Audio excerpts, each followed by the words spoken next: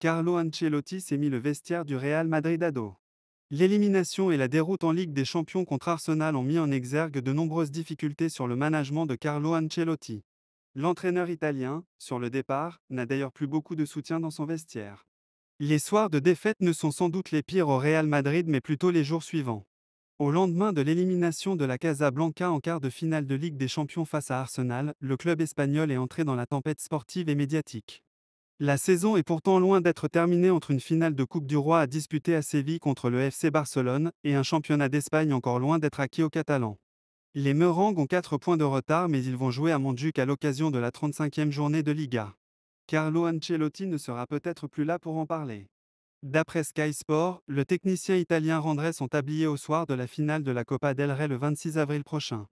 Il sentirait le vent tourner et, en plus de cela, le poste de sélectionneur du Brésil s'offre à lui. Il s'agit là d'une très belle porte de sortie pour un entraîneur dont la cohabitation avec ses joueurs à Madrid devient de plus en plus compliquée au fur et à mesure que les mauvais résultats s'accumulent.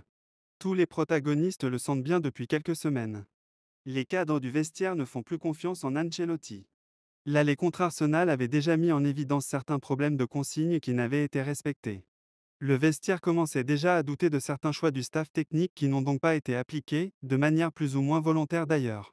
Cela s'est confirmé hier au Santiago Bernabéu où les Madrilènes ont été balayés par la supériorité tactique et technique des Gunners. Certains joueurs sont d'ailleurs repartis du stade convaincus qu'Ancelotti n'avait que pour seul et unique plan de mettre de l'intensité et de l'engagement. Forcément, c'est un peu court et simpliste. D'après les informations de Relvo, Florentino Pérez a discuté avec des poids lourds du vestiaire qui ont tous perdu confiance en leur entraîneur et en leur capacité à renverser des montagnes.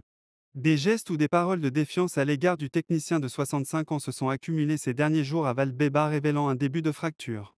Ce qui compte, c'est que la personne la plus importante, le président, soit calme, qu'il ne soit pas lassé. Les autres ne comptent pas pour moi, avait soutenu Ancelotti avant le déplacement à l'Emirates Stadium. Pérez a pris les choses en main. Il semblerait cette fois que le président ait pris les choses en main. Un point de non-retour a sans doute été atteint même si le patron du club ne blâme pas seulement son coach. Il pointe également du doigt des joueurs choyés qui n'ont pas répondu sur le terrain. Mais tout le monde le sait, président, entraîneur et joueurs, les résultats garantissent le contrôle du vestiaire.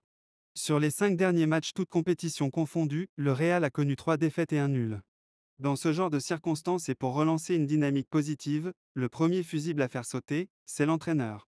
Les 3 priorités du Real Madrid. Le Real Madrid est dos au mur et doit frapper fort sur le mercato estival pour se reconstruire et combler les lacunes de son effectif. Mais le club ne veut pas non plus faire des folies. Un séisme. Ce mercredi, le Real Madrid a été éliminé de la Ligue des Champions dès les quarts de finale après sa défaite face à Arsenal.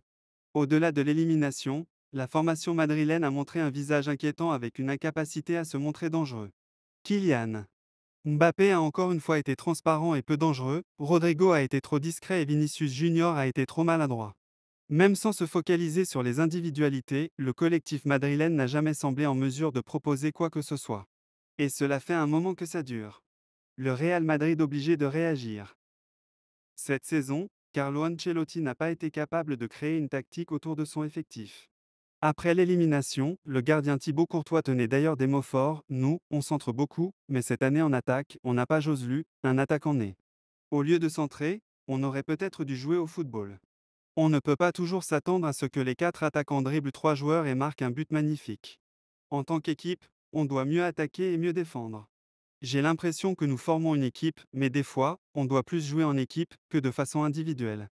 S'il double le marquage sur Vini ou Kylian, un 2 contre 1 peut fonctionner une fois, mais pas 5, lançait le portier belge. Et si Ancelotti est désormais sûr de quitter le banc madrilène en fin de saison, voire avant selon la presse anglaise, il a déjà transmis à sa direction les lacunes de son effectif. Le technicien italien a prévenu sa direction: pour la saison prochaine, le club doit obligatoirement recruter un défenseur central et un latéral droit en priorité. Trent Alexander-Arnold va débarquer libre cet été sauf retournement de situation. En défense centrale, le club sait qu'il ne peut plus bricoler. Mais il hésite toujours à mettre l'argent sur la table pour s'offrir la priorité à ce poste, dit Nuizen, 60 millions d'euros. Mais pas question de faire des folies. Même son de cloche au milieu de terrain. Carlo Ancelotti avait réclamé un milieu pour remplacer Kroos qu'il n'a finalement jamais eu. Cet été, le club aimerait bien faire Martin Zubimendi mais la Sociedad réclame aussi 60 millions d'euros. Concernant ce dossier, selon nos informations, Le joueur a fait d'un transfert à Madrid sa priorité. Les contacts sont continus et il a d'ailleurs refusé cet hiver Arsenal. Si la direction n'est pas trop emballée à l'idée de dépenser des sommes XXL, l'élimination pourrait pousser Florentino Pérez à frapper fort et ne pas se contenter que de Trent Alexander-Arnold comme c'était prévu de base. Mais pour le reste, le club ne fera pas de folie. Et c'est visiblement ce que regrette la presse madrilène ce vendredi matin. AS explique que le club veut toujours rester dans sa politique de récupérer des joueurs libres. Dans ce sens, l'échec Alphonso Davies, ciblé pour renforcer le couloir gauche et qui a finalement prolongé au Bayern Munich, n'a pas chamboulé le Real Madrid. Le club madrilène a décidé de continuer l'année prochaine avec un Ferland Mendy souvent blessé, Fran Garcia et un David Alaba qui peut dépanner. Mais c'est aussi le poste de numéro 9 qui inquiète. Alors que tout le monde s'accorde à dire que Mbappé n'est pas un vrai neuf et que le club manque clairement d'une solution à ce poste, la direction des Merengues ne recrutera personne à ce poste et estime que Hendrik et Mbappé font largement l'affaire. Au club, on pense que le prochain entraîneur arrivera à proposer une animation offensive différente de Carlo Ancelotti et fera ainsi briller Mbappé. On espère que le futur coach réglera aussi le problème du manque de présence dans la surface. Mais ces choix risquent de faire grincer des dents du côté des supporters madrilènes. Le Real doit vite reconstruire un effectif cohérent s'il veut revenir sur le toit de l'Europe. Jürgen Klopp veut faire son comeback. Désormais directeur du football chez Red Bull, Jürgen Klopp, qui avait expliqué ne plus vouloir entraîner, commence déjà à ressentir un manque. Et il a fait savoir au Real Madrid qu'il était chaud pour la saison prochaine.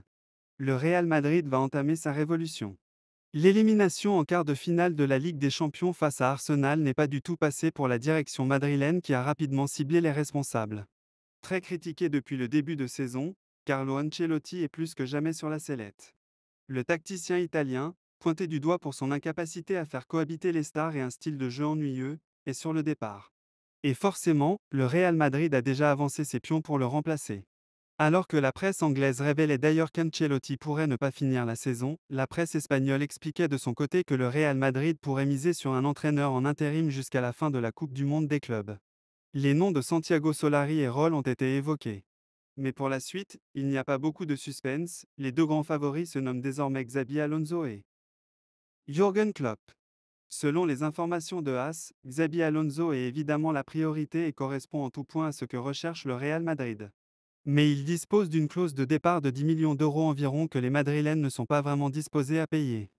Jürgen Klopp est chaud pour revenir.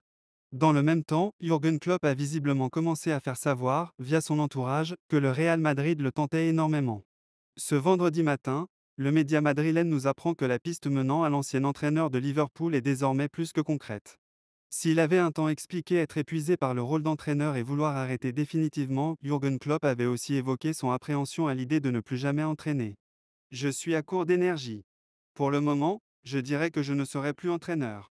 Le truc, c'est que je ne sais pas comment je vais me sentir, parce que je n'ai jamais été dans cette situation.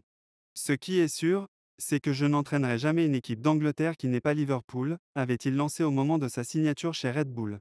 Son rôle au sein de la marque autrichienne commence déjà à l'agacer selon AS et son contrat dispose d'une clause lui permettant de partir libre à tout moment si un club l'intéresse. Proche de rejoindre le Real Madrid en 2015, le club madrilène avait préféré Rafa Benitez. Pour remplacer Ancelotti, Jürgen Klopp pourrait avoir une deuxième opportunité. Il a, en tout cas, fait savoir à la direction madrilène qu'il était très ouvert à cette idée. Alors qu'il pensait avoir un boulevard pour le poste, Xabi Alonso va donc être en concurrence avec un sacré morceau. Et ce qui n'était qu'une simple fantaisie il y a encore quelques jours devient de plus en plus concret désormais.